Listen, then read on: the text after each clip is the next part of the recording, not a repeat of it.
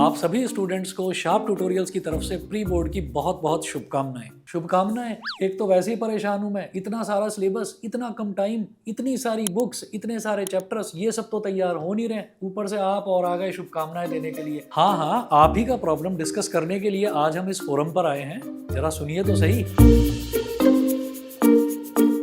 तो प्रॉब्लम की बात करते हैं कि प्री बोर्ड का अनाउंसमेंट हुआ है, तो इसमें प्रॉब्लम कहां से आ गई, इसमें कौन सी प्रॉब्लम की बात है। प्री बोर्ड तो सभी बच्चों को देने ही होते हैं ना। हाँ, सभी बच्चों को प्री बोर्ड एग्जाम देने होते हैं, लेकिन प्रॉब्लम इसमें क्या है कि अभी अभी दशहरा, दिवाली और छठ पूजा की सेलिब्रेशन से बच्चा अभी जस्ट बाहर निकला ही था, स्कूल में पहुंचा ही था। क्लास में पहुंचते ही पहले दिन ये पता चलता है कि प्री बोर्ड एग्जाम्स की अनाउंसमेंट हो चुकी है। तो बच्चा एकदम से एक सडन शॉक में चला जाता है और उसको एकदम से ये लगता है कि अभी तो मेरा बहुत सारा सिलेबस बचा हुआ है, अभी तो मेरी प्रिपरेशन ढंग से हुई नहीं है और मुझे काश थोड़ा सा और टाइम मिल जाता तो मैं प्री बोर्ड्स की प्रिपरेशन बहुत अच्छे से कर पाता। दूसरी प्रॉब्लम जो इसमें होती है वो ये है कि बच्चे को ये लगता है कि सिलेबस इतना सारा है, लेकिन टाइम मेरे पास उसको प्रिपेयर करने के लिए टाइम मेरे पास बहुत लिमिटेड है। क्यों? क्योंकि जब डेट शीट बच्चा देखता है तो उसको और घबराहट होती है। डेट शीट देखने में प्रॉब्लम यह है कि जब प्री बोर्ड अनाउंस होते हैं ना, तो प्री बोर्ड्स में एक एग्जाम और दूसरे एग्जाम के बीच में सिर्फ एक दिन का गैप होता है और किसी किसी स्कूल में तो वो भी नहीं होता। तो ये इतनी बड़ी प्रॉब्लम है कि बच्चे को लगता है कि अगर मेरे को कुछ टाइम दे दिया जाता तो शायद मैं ढंग से प्रिपेयर कर लेता, लेकिन टाइम नहीं है और काम बहुत सारा। तो इससे दिमाग पर बहुत ज़्यादा स्ट्रेस आने लगता है। तो ये प्रॉब्लम्स हैं और इन प्रॉब्लम्स के इफेक्ट्स क्या क्या हो सकते हैं, चलिए जरा उनके बारे में डिस्कस कर लेते हैं। पहला इफेक्ट जो है, इफेक्ट ये है जो कि पॉजिटिव इफेक्ट है। इफेक्ट हमेशा नेगेटिव नहीं होता। पॉजिटिव इफेक्ट ये है कि भाई बोर्ड के एग्जाम तो बच्चों को देने ही है ना, तो जब बोर्ड के एग्जाम देने हैं तो बच्चे को मेंटली प्रिपेयर करा जाता है। अरे भाई, मेंटली प्रिपेयर हो जाते हैं, प्रेशर में परफॉर्म करना सीख जाते हैं, वो सारी बातें तो सही है, लेकिन एक बात तो बताओ, इतने सारे चैप्टर्स को प्रिपेयर कैसे करूं? एक सब्जेक्ट करता हूं, दूसरा छूट जाता है, दूसरा करता हूं, तीसरा छूट जाता है। वही बता रहा हूं, सुनते तो जाओ।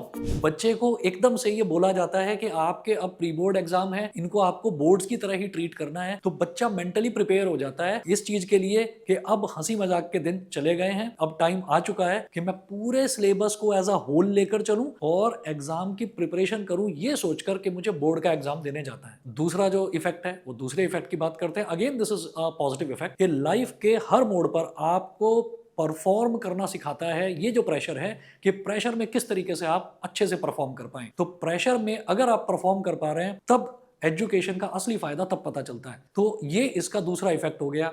और जो तीसरा इफेक्ट है, तीसरा इफेक्ट आपको एकदम से पता नहीं चलता। तीसरा इफेक्ट आपको कब पता चलता है? जब आपके एग्जाम कंप्लीट हो जाते हैं और एग्जाम कंप्लीट होने के बाद आपके मन में एकदम आता है, अरे ये वाला जो चैप्टर था, इस चैप्टर की तो मैं बड़ी टेंशन ले रहा था, इस चैप्टर को लेकर तो मैं बहुत परेशान था, लेकिन ये वाला जो चैप्टर है, ये वाला चैप्टर इस प्री बोर्ड के प्रेशर की वजह से ये वाला चैप्टर मैंने बहुत अच्छे से प्रिपेयर कर लिया है। तो ये जो है, ये तीन इसके पॉजिटिव इफेक्ट्स हैं। चलिए एक नेगेटिव इफेक्ट की बात करते हैं। नेगेटिव इफेक्ट ये है कि बच्चा अभी बहुत छोटा है और बच्चे को अभी ये पता नहीं है कि आपको किस तरीके से टाइम को मैनेज करना है। बहुत सारे सब्जेक्ट्स हैं। अब ऑब्वियसली मैथ्स और साइंस का इतना प्रेशर रहता है दिमाग पर कि सोशल स्टडी, इंग्लिश, हिंदी, इन सब्जेक्ट्स को कैसे प्रिपेयर करें, बच्चा वो प्रिपेयर करना भूल जाता है। जो नेगेटिव इम्पैक्ट पड़ता है, जो नेगेटिव इफेक्ट बच्चा महसूस करता है, वो नेगेटिव इफेक्ट ये है कि उसको ये नहीं समझ में आता कि मैं एक सब्जेक्ट करूं तो मेरा दूसरा छूट जाता है, दूसरा करूं तो तीसरा सब्जेक्ट छूट जाता है। तो उस सब को किस तरीके से मैनेज करना है, कई बार बच्चा जो है उसको मैनेज करने में परेशानी महसूस करता है। तो ये इसका एक इकलौता नेगेटिव इफेक्ट है। ऑब्वियसली इसका भी मैं आपको एक अच्छा सा सॉल्यूशन दूंगा। चलिए तो अब जरा सॉल्यूशन की बात करते हैं। तो पहला सॉल्यूशन इसका ये है कि जब आपको पता चल गया है कि प्री बोर्ड्स आपके अनाउंस हो चुके हैं, तो पहली चीज तो नेगेटिविटी को बिल्कुल दिमाग से निकालकर अलग रख दीजिए। बिल्कुल ये मत सोचिएगा कि मैं अच्छा नहीं परफॉर्म कर पाऊंगा या मेरे मार्क्स अच्छे नहीं आएंगे तो मेरे को स्कूल में भी डांट पड़ेगी, मेरे को घर पर भी डांट पड़ेगी। तो पहली चीज ये है कि वो जो आपके दिमाग में एक चल रहा है ना, एक चीज चल रही है कि मेरे को डांट पड़ सकती है, मैं अच्छा परफॉर्म नहीं कर सकता, उस चीज को साइड में हटाइए और सिर्फ इस चीज पर आइए वापस कि अब मुझे क्या करना है। तो जब आपके दिमाग में ये आ जाएगा ना कि अब मुझे क्या करना है, तब आप सॉल्यूशन की तरफ आप बढ़ना शुरू करेंगे। तो पहला सॉल्यूशन मेरी तरफ से एक अच्छा सजेशन भी मान सकते हैं, वो ये है कि जब आप प्रिपरेशन करनी शुरू करें ना, तो जैसे ही आप एक सब्जेक्ट पढ़ें तो एक सब्जेक्ट को सिर्फ उतना पढ़ें कि आप बोरियत के लेवल तक ना पहुंच जाएं। फॉर एग्जांपल, अगर आपने मैथ्स से शुरुआत करी है, तो मैथ्स से अगर आपने शुरुआत करी है तो और मैथ्स में आप 1 घंटे या 1.5 घंटे में बोर होना शुरू हो जाते हैं, तो मैथ्स को 1 ही घंटे घंटे पर रोक दीजिए या 45 मिनट्स पर रोक दीजिए, हटा दीजिए, बिल्कुल गायब कर दीजिए उसको। उसके बाद तुरंत आप कोई कंपेरेटिवली इजी सब्जेक्ट आप उठा लीजिए। अगर आपको मैथ्स के कंपैरिजन में इंग्लिश थोड़ा इजी लगता है, आप इंग्लिश लीजिए। ज्यादा टाइम मत दीजिए, आधा घंटा इंग्लिश करिए। उसके बाद कोई छोटा सा 5 या 10 मिनट का ब्रेक लीजिए। फिर आप दूसरा सब्जेक्ट सोशल स्टडी उठा सकते हैं या साइंस उठा सकते हैं। तो आप थोड़ा थोड़ा टाइम दीजिए सभी सब्जेक्ट्स को। पूरे दिन में आपको ये दिखाई देगा कि आपकी प्रोडक्टिविटी 3 गुना 4 गुना बढ़ चुकी है। तो ये मेरी तरफ से पहला सॉल्यूशन था। दूसरा सॉल्यूशन, जब भी कोई सब्जेक्ट हम प्रिपेयर करने बैठते हैं, फॉर एग्जाम्पल हम साइंस करने बैठे हैं, इतना सारा सिलेबस है, क्या क्या करूं, कहाँ से स्टार्ट करूं, इस चैप्टर में ये वाली बुक देखूं या वो वाली बुक देखूं, ये रिफ्रेशर बुक देखूं। कुछ देखने की जरूरत नहीं है, कोई एक बुक उठाइए। अगर आपको लगता है कि सिर्फ एनसीईआरटी से कर सकते हैं, सिर्फ एनसीईआरटी से करिए। अगर आपको लगता है कि सिर्फ लखमीर सिंह से कर सकते हैं, लखमीर सिंह से करिए। और 12th वाले बच्चों को बता रहा हूँ कि उनकी फिजिक्स की एस एल अरोड़ा या फिर प्रदीप फिजिक्स एक बुक चलती है, और केमिस्ट्री में भी कोई रिफ्रेशर चलती है ओपी अग्रवाल के नाम से, और मैथ्स में आर डी शर्मा, आप जानते ही हैं। तो आपको जो बुक ठीक लगे, एक बुक पकड़िए, उस एक बुक को लेकर चलिए।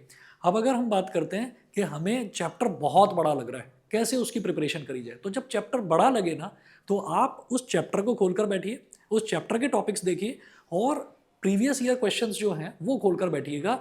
और उसमें आप ये देखिएगा, एक पर्टिकुलर चैप्टर का आप ये खोलकर देखिएगा कि इस चैप्टर के कौन कौन से टॉपिक्स हैं जो बार बार रिपीट हो रहे हैं। तो आपको ये देखने के लिए मिलेगा कि चैप्टर में भले ही 20 टॉपिक हो, लेकिन रिपीटेडली 8 टॉपिक्स हैं जो पूछे जा रहे हैं। उन 8 टॉपिक्स की लिस्ट बनाइए और लिस्ट बनाकर टारगेट सेट कर लीजिए कि मेरे को हर दिन 2 टॉपिक करने हैं। ठीक है, 4 दिन में आपका आराम से सिलेबस उसका कंप्लीट हो जाएगा, वो चैप्टर ही कंप्लीट हो जाएगा। तो यही प्रोसीजर आपको हर एक चीज में फॉलो करना है, हर एक सब्जेक्ट में फॉलो करना है। आप देखेंगे कि it will work wonders for you.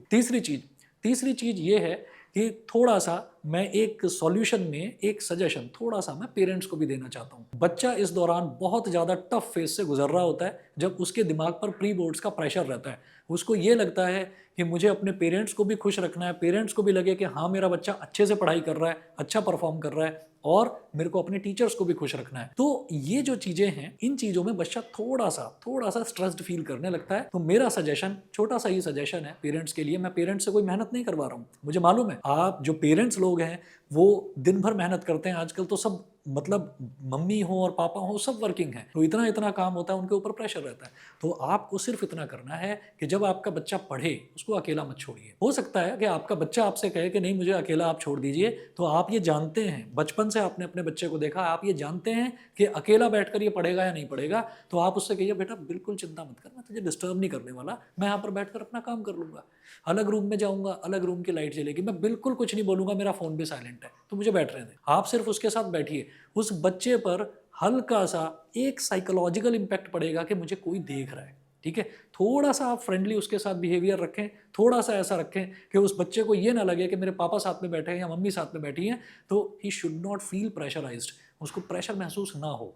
तो आप थोड़ा सा उसके साथ बैठेंगे ना, और थोड़ा सा उसकी पीठ पर हाथ फेर दीजिए, थोड़ा सा उसको आप शाबाशी दे दीजिए कि बेटा बहुत बढ़िया, मेहनत करो, अच्छा ही होगा, जो होगा बढ़िया होगा, चिंता करने की जरूरत नहीं है। उसको इतने से ही इतनी तसल्ली मिल जाएगी कि उसका और मनोबल, जिसको हम कहते हैं मनोबल, इतना बढ़ जाएगा कि वो और अच्छे से मेहनत करेगा और बहुत बढ़िया परफॉर्म करेगा। तो मैं उम्मीद करता हूँ कि मेरे ये सॉल्यूशंस, मेरे ये कुछ सजेशंस आपको पसंद आए होंगे, और इन सॉल्यूशंस को प्लीज़ स्टूडेंट्स भी और पेरेंट्स भी आप थोड़ा सा भी इंप्लीमेंट अगर करके देखेंगे तो आप देखिएगा कि आपकी परफॉर्मेंसेस प्री बोर्ड्स में बहुत अच्छे से इंप्रूव करेगी।